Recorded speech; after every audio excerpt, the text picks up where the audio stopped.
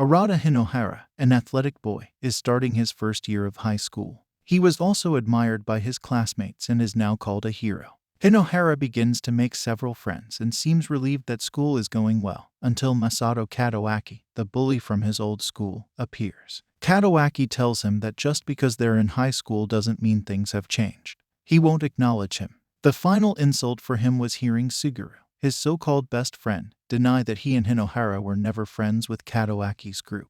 In a mystical world called Emawakuni, a ceremony marking the new governing princess is about to occur for the first time in 60 years. The time has come again.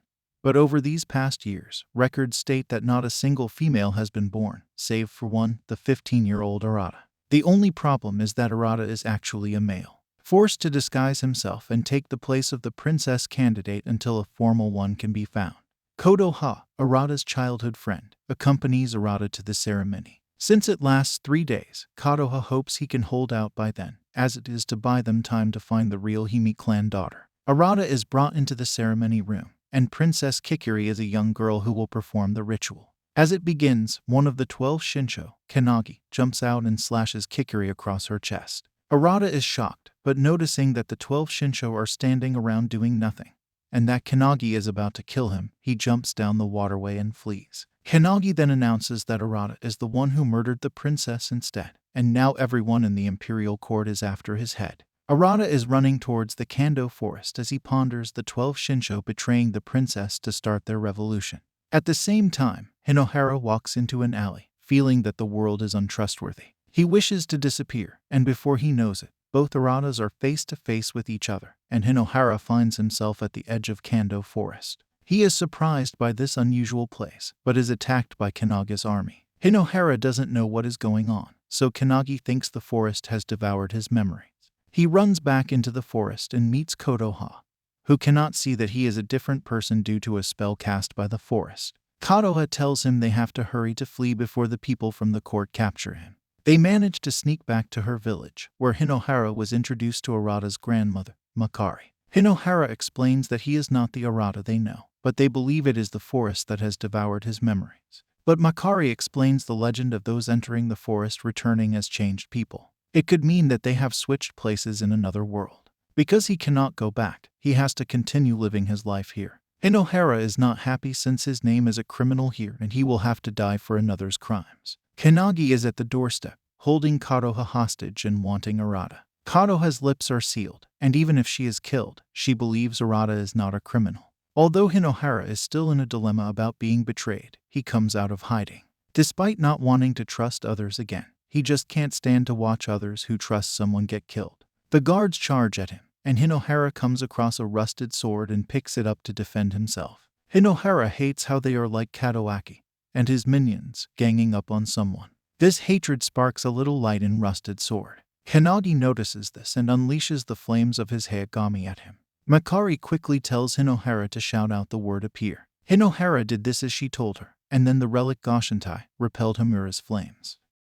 Kanagi cannot believe Goshintai nullifies his flames. Then Makari's house is going to collapse, causing Kanagi and his troops to retreat. On Earth, Hinohara's mother and sister now spot Arata half-naked in the streets. Meanwhile, Hinohara, Kodoha, and Makari hide in a cave. Makari explains that all gods in Emawakuni exist in the form of swords. The light he produced that sealed it was also Kamui, a great divine power. Hinohara has been chosen as a Shu, one who wields the power of gods. Another of the 12 Shinsho, Akachi, tells Kanagi that there is a change in plan.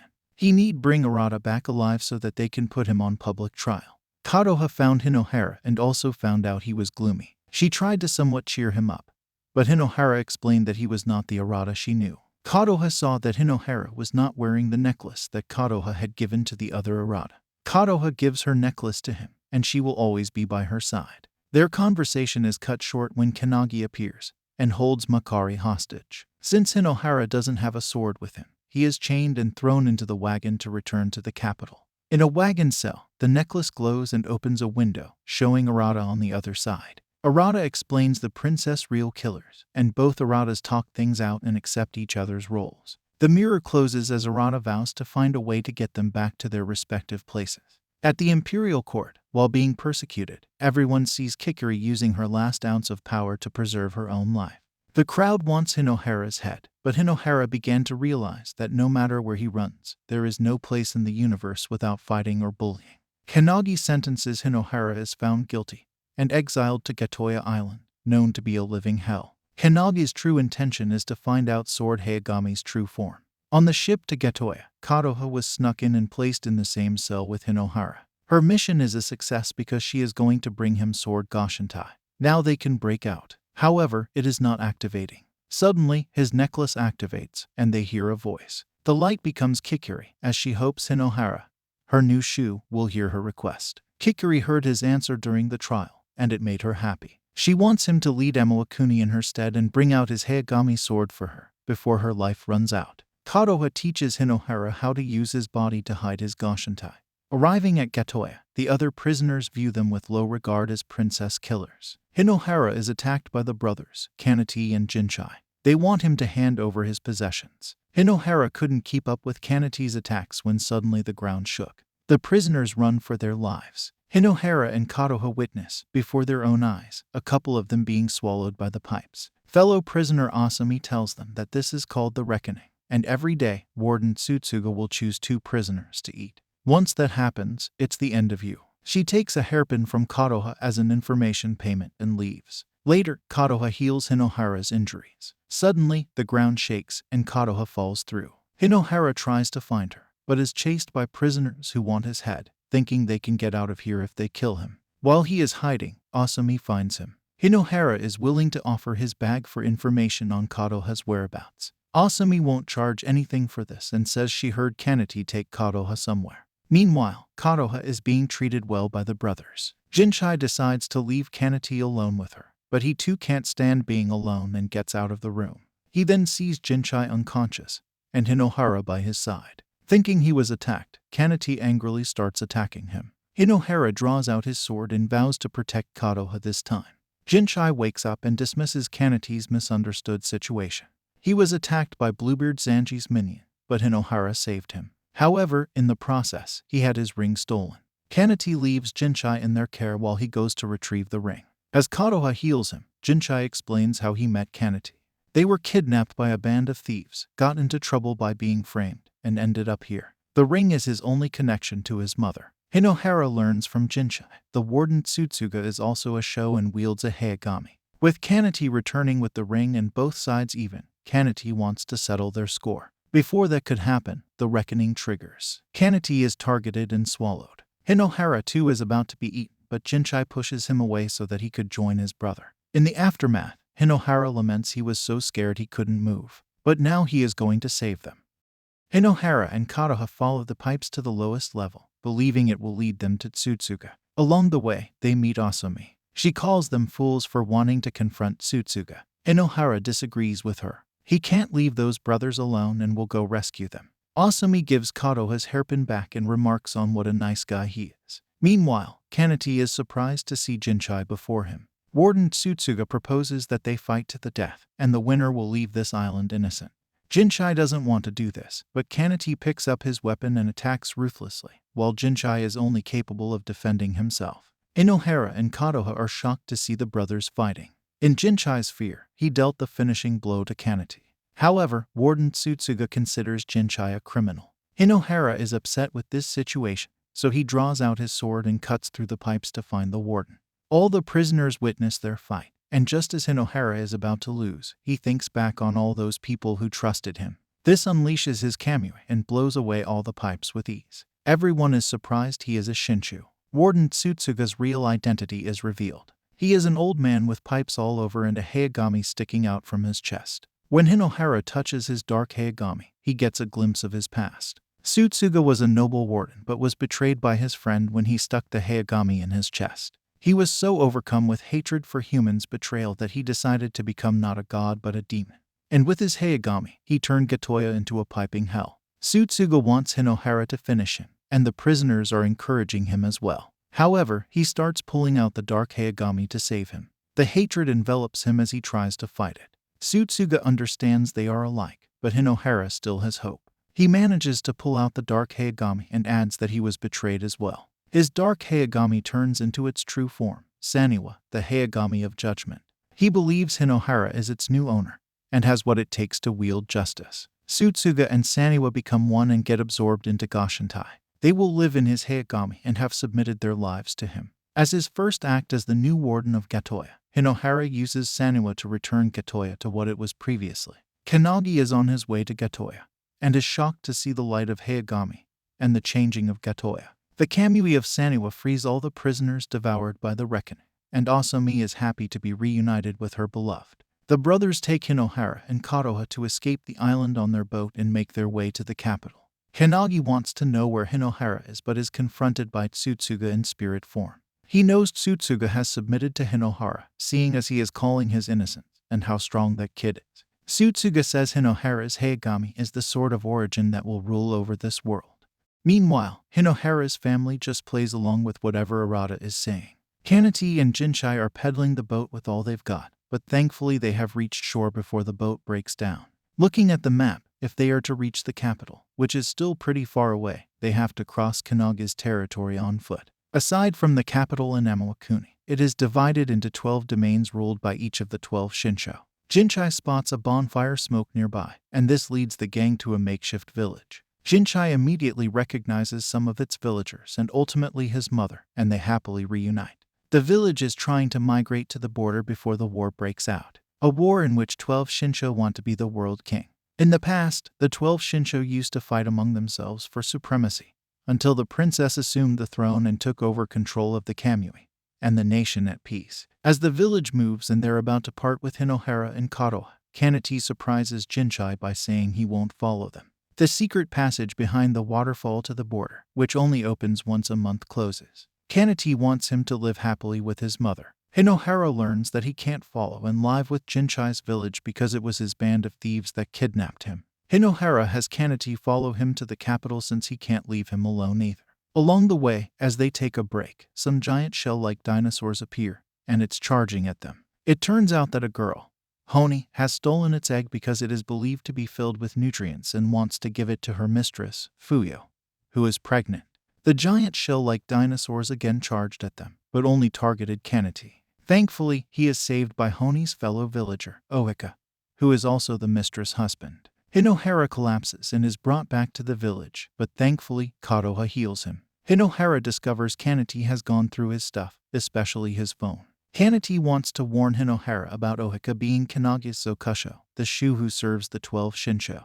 Ohika then walks in, happy to see Hinohara okay. He uses his Heigami, Kanri, to heal Kanati's weapon. His Heigami isn't for fighting and forging tools. He says Kanagi has been kind to them, and when he was told his wife, Fuyo, was pregnant, he was incredibly happy. Kanagi is at the grave of Amisu. He feels pain in his wounds and vows to take the throne for her. Suddenly, he gets a shocking report that villages in his domain have been massacred and there are no survivors. Everyone is lying in their own pool of blood. The only village left, he notes, is Ohika's, and he wants to head there right away. Ohika explains to Hinohara and Kanati that the war may have already begun. He doesn't want to take part since he wants to live in peace. He notes there is a way to claim the throne without killing, and that is for all the Shinsho to submit to one man. Submission is when a Shinsho passes on his soul and Heigami to another Shinsho. They don't disappear, but they live within the Heigami they submitted to. He has also heard what happened to Tsutsuga and the princess murderer. He hints that he knows Hinohara as the one because of his same name.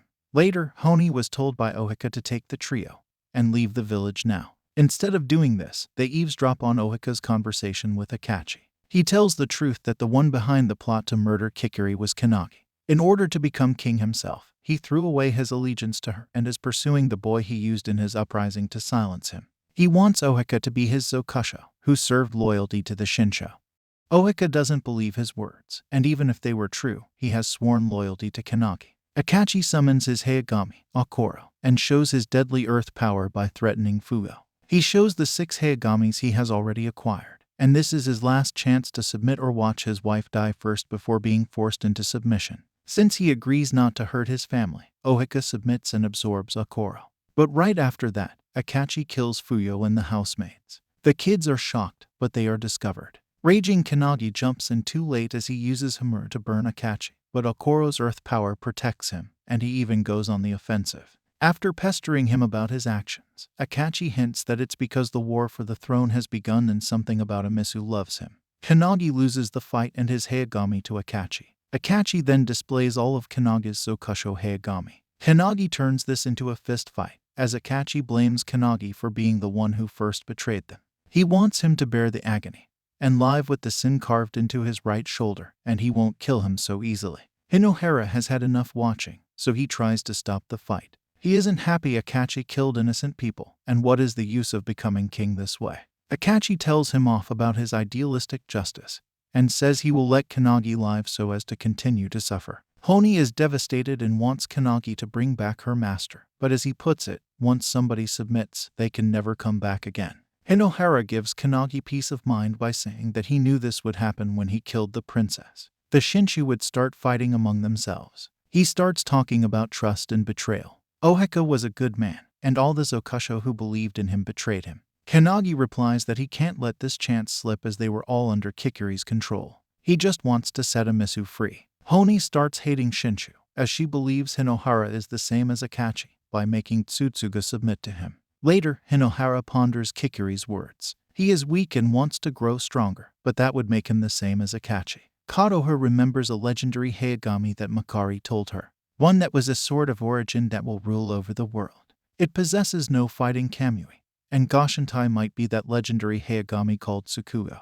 Goshintai then emits a very bright light, awakening Tsukuyo. Tomorrow morning, before Hinohara leaves for their journey, he assures Honi of a possible way to bring Oheka back to life. He won't guarantee it, but he feels the princess can bring Oheka back from Akachi's Hayagami. Hinohara is ready to move forward and make sure no one else suffers. Meanwhile, Kadowaki sees Arata at the school gates.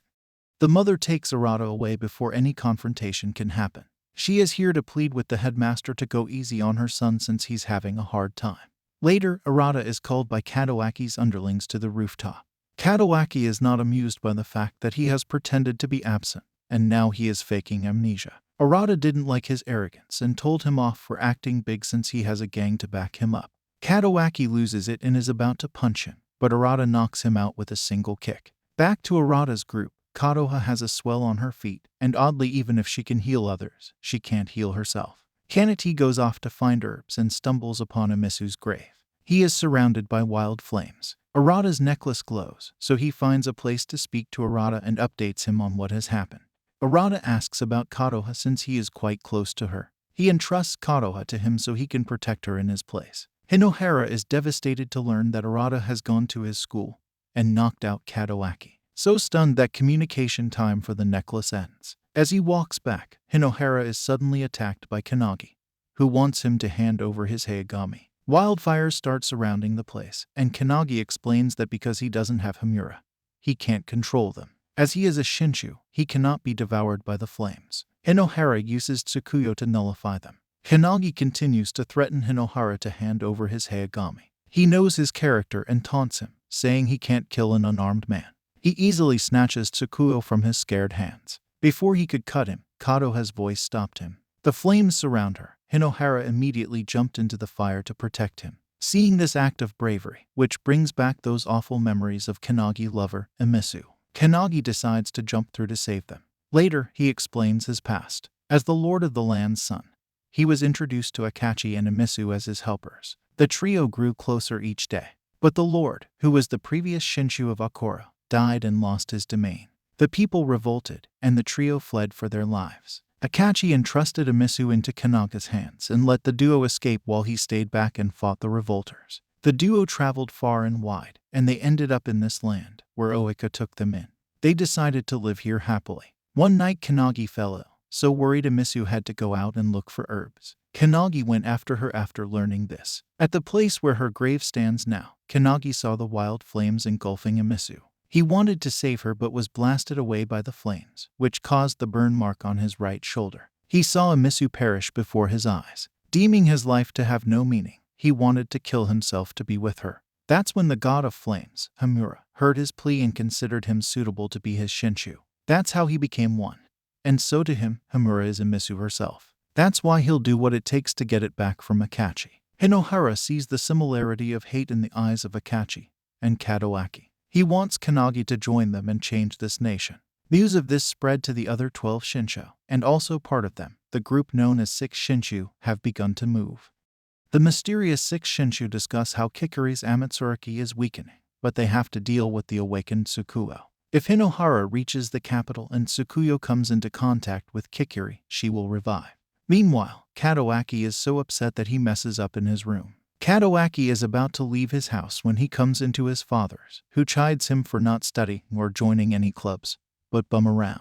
Especially in middle school, he joined some track teams but gave them up halfway. Kadowaki talks back but gets slapped. His father says this is the reason his mother left him. Back in Hinohara's group, Hinohara and the others enter the domain of Yorinami, one of the 12 Shinsho who controls water. Hinagi notes that the 12 of them never did anything together except for special ceremony. They have to be wary of the 6 Shinshu because they never show their faces and are strange men. Meanwhile, the 6 Shinshu are at Kando Forest. They realize Arata must have gone to another world. One of them, Haranawa, begins his ritual by entering the forest. The rest are depending on him, so they could awaken a Hayagami to eliminate Arata and Tsukuyo. Kadowaki bumps into his friends, who are bad-mouthing him because pathetically he lost to Arata. They think of making him their target since they're bored with Hinohara. Suddenly, Arata appears and wants in on this fight, which seems unfair. They flee, but Kadowaki is not happy. He thinks Arata is looking down on him as always. That's when Hinohara's mother comes into the picture to slap him. She was worried about him and looked all over. You made somebody's mom cry. This scene somewhat rings a bell for Kadowaki, so he leaves. He is filled with so much anger and hate that he wants to kill Hinohara. That hatred in himself allows the portal to open, and he switches sides with Haranawa. Before it completes, Haranawa inputs memories of Hinohara's adventures in this world. Kadowaki exits the forest and realizes the real Hinohara is here. He confronts the 6 Shinshu and shouts like he pathetically wants to know where Hinohara is. They tell him about Hinohara, who has acquired Tsukuyo to become king. They want Kadowaki to become a Shinshu to kill Hinohara. He is taken to a room consisting of the Hayagami Orochi. Like Tsukuyo, it was sealed for a very long time too. This ritual will test him to see if he is fit to wield it. Once he put his hands on it, all the Shinshu could feel Orochi trying to be awakened. Will Kadowaki succeed, or will he be swallowed like those who tried and failed? Kadowaki has so much hatred bursting out. He shouts for Orochi to be his. With so much resentment in the end, he becomes Orochi's rightful owner and became a Shinshu. Kadowaki appears before Hinohara. He takes out Orochi and attacks, but Tsukuyo protects everyone. Kadowaki starts berating Hinohara about the coward he is. So scared of him that he ran off into this world. He was a weakling back then, and now he is going to be king of this world. Hinohara snaps, and at this point he is starting to feel the intense hatred. The hatred builds up to a point where Tsukuyo loses its light and becomes demonized. It shoots out a dark aura, but Orochi protects Kadowaki. If this is not stopped, Tsukuyo will turn into an Onigami. Kadoha hugs him and believes he is a kinder person and won't turn into a demon. Hinohara calmed him down, but Kadoha collapsed as a result. The 5 Shinshu show up, and they order Kadowaki to leave because they didn't anticipate Tsukuyo's demonizing and need to completely awaken Orochi. Hinohara sinks into depression when he lets go of Tsukuyo. Hinagi seizes the instant to steal it, as Kaneti goes after him. As Hinohara and Kadoha rest in the hut, Kadoha realizes he is not the Arata she knew from his reaction. Hinohara explains who he is and the hatred Kadowaki has for him. He was a bully victim, and every day he was forced to submit to their bullying. He knew he needed power to overcome this, but he feared he would turn out the same as them. So he vowed never to use the power that he felt inside Kadowaki or Akachi, or to use it against anyone. By the time Kaneti finds Kanagi, the latter has decided to go back to Hinohara. That kid is still pathetic, so he threatens him to take back Tsukuyo. He wants him to take responsibility for the promise he made to change the world and see through it no matter what. The next day, Kanagi spars with Hinohara and easily dislodges Tsukuyo from his hands and down the cliff. He gives Hinohara till sundown to find Tsukuyo or else leave the group. Hinohara finds Tsukuyo taken by a giant wolf. As he goes after it, he remembers his past with Kadowaki. In the past, they were really best friends and trusted each other. Meanwhile, Kadowaki is on the 6 Shinshu's airship and talking to the maid assigned to him, Miyabi. He is telling her how much he just hates Hinohara and that he wants him to disappear from the face of this planet. Miyabi thinks he likes him because if he really hated him, he would have just ignored him. One day, he had Hinohara run with him to improve his qualifying time for the tournament. However, Kadowaki believed Hinohara reduced his speed on purpose, allowing him to win. He became upset, thinking he was making fun of him, and that's when their friendship ended. Hinohara returns with Tsukuyo, much to their relief. Kanagi will believe in him for now. Hinohara assures Kadoha that although he isn't confident, he'll try to move forward and change Kadowaki's heart, and he vows not to become a demon. Haruko, who has been observing them, notes that Hinohara not only had kindness in him but also the power of darkness and the heart to calm it. Kanagi brings them to Suzukura, the most prosperous city in Amawakuni, ruled by Haruko. Because the tax passage to enter or leave this city is very high, the gang can't afford it. The boss of the place, Haruko, appears and takes them in but makes them work for their part. The men will work in the quarry, and Kadoha will be the sole woman in the textile workshop. Hinohara and Kanati see a group of men accusing a boy named Ruka of ruining a wagon.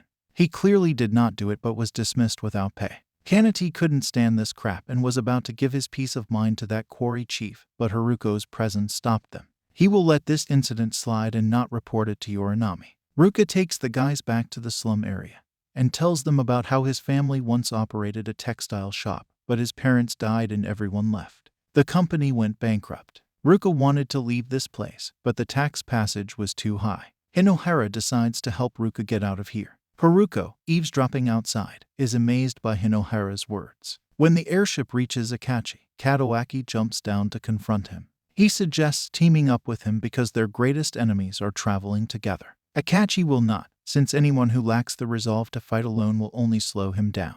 Kadowaki lets out his emotions about how much he wants to beat Hinohara, so Akachi tells him straight that he cannot defeat him, because he is trapped by the phantom of the bond reflected in his eyes. He sets him free by stabbing his eye. Hinohara and the others try to sneak out of the city that night, but Haruko is waiting for them. He then reveals his true identity. He is the #1 Zokusho of Lord Yorinami. Hinohara tells him that this city is not perfect but heartless because it doesn't see people as people. Haruko unleashes his Hayagami, Tekara, which shoots out gold pieces, but it's easily nullified by Tsukuyo. Haruko mentions that he has observed Hinohara for a long time. The way he suffered, fought, and even turned into a demon. He wanted to know if he was the right man for the job. Now that he does, there is no need for them to leave this city. He will defy Yorinami and change this city himself. He believes Hinohara can return Yorinami to the way he once knew. When Yorinami was young, he made his mother a necklace but was told not to waste time on something useless and to perfect himself. Kanagi leads the gang outside Yorinami's palace. Suddenly, some water force kidnaps Kadoha, and it's like it was all a setup for them to head into the palace with no guards whatsoever. Kadoha is placed on a death trap pedestal, whereby water fills up the sphere. Hinohara uses his Tsukuyo but can't break it. Yorinami appears before Hinohara, and he wants Hinohara to submit to him or make him submit. Although Kadoha has nothing to do with this, Yorinami will do anything that it takes to fulfill his mother's wishes. The fight begins as all of Yorinami's Zokusho watch and secretly root for Hinohara because if Yorinami wins, they know they will have a hard time. Meanwhile, when Kadowaki lost his eye, he was told he could only see things when he lost them. He wanted to become so strong that he didn't mind losing another eye for it. Seeing his resolve, Akachi gave him his eye as a replacement. Hinohara seems to be on the losing side when Kadowaki crashes into the party. Yorinami has just made Hinohara into some time reversal deep sleep thingy, and will make him submit from there. Kadowaki is not amused since he is going to be the one who beats Hinohara. Yorinami drags him along to watch how Hinohara will submit to him. Hinohara, in his subconscious mind, is talking to his mother. His mother is asking him how to submit. However, Hinohara won't give in. This pisses off Yorinami since Tsukuyo can't be useful to him this way. He is about to kill him, but Hinohara hears the encouraging voice of Kadoha and breaks free from the spell. Tsukuyo's Kamui bursts into a great light raining down on the palace like raindrops, and just like some epic scene, Hinohara is floating down in a light ball like some Buddha. Yorinami's Hayagami seems to have lost the will to fight, so he becomes frantic that he has lost it and worries about his mother. Rushing to her side, it seemed she had died as the water bubble burst. But as explained, his mother died a long time ago, and this one was just a doll, an illusion created by himself. Yorinami believed in working hard to perfect himself so that one day his mother would acknowledge him. But now he has lost, and everything is over. Noticing a memento lying nearby, Yorinami's mother gave it to him on her deathbed. She considered it her treasure and life force. He was told that the day he fails to protect it is the day he will die. Yorinami is afraid to look into it since he lost, but the rest think there could be some message. When he does, he is surprised to see that necklace. An old zokusho of his reveals the truth that his mother is not the strict woman he knew. She was kind and loved her child. She was worried about what would happen to him if they died and this nation fell into chaos. That's why she wanted him to grow stronger, even though this made him hate her. Yorinami is overcome with emotion, admits Haruko was right, and seeks everyone's forgiveness. This heartwarming moment is ruined when Kadowaki is not impressed with this dramatic crap, especially about his answer about bonds. Orochi evolves and gives Kadowaki more power, reducing Hinohara to just defending. Kadoha wants the rest to help, but the men say this is his fight. If they join in, they will just cause problems. Since Hinohara is making no progress, they have to give him the courage to talk about the trust he has been entrusted with. They know he won't lose because, unlike Orochi, Tsukuyo doesn't have offensive Kamui, so it can do nothing but nullify it. You better do something quick because Orochi's Kamui is turning deadlier by the second. Yorinami decides to submit himself to Hinohara. Hinohara does not agree, but he views this act as more noble than becoming king. He wants to see the world under his reign and will live through his battles. When Yorinami submits to Hinohara, the impact is so great that it destroys the entire palace. The fight isn't over yet. Kadowaki continues to challenge Hinohara and blames him for not understanding anything. He will gladly throw away everything and obtain power. Both sides clash, and because Hinohara's determination seems stronger, Kadowaki is thrown away. Hinohara now believes this fight isn't his alone and is confident Kadowaki cannot make him submit. Tsukuyo's glow causes the undersea land to surface. Its power grows into wings of light, Sausei no Hinoa. It is proof that Tsukuyo has completely awakened. He won't run away anymore, and if Kadowaki still insists on fighting and bringing him to submission. Before the fight can even start, Kadowaki is blown away. While bathing in the light, Hinohara feels nostalgic when he remembers the good days with Kadowaki. In the aftermath, Hinohara thanks Tsukuyo for believing in him. Kadoha goes to hug him, and he takes this chance to give her the hairpin he bought from Suzukura. Yorinami's zokushos decide to submit to him and place their lives in his hands. Later, Hinohara communicates with Arata about the developments, especially the switch between Kadowaki and Haranawa. Arata notes that he has become stronger. We get a glimpse of the 6 Shinsho planning to hasten their plan so they can realize their dream. Kanagi vowing to reclaim Hamura and make Akachi submit. Kadowaki doing fine in Miyabi's care, and he's ranting about how he can't lose to him and the need to even surpass him, even if it's his silly pride. Miyabi really thinks he cares about his friend. And Hinohara will continue to move forward and change Kadowaki's heart. Thank you for watching till the end. Please don't forget to subscribe.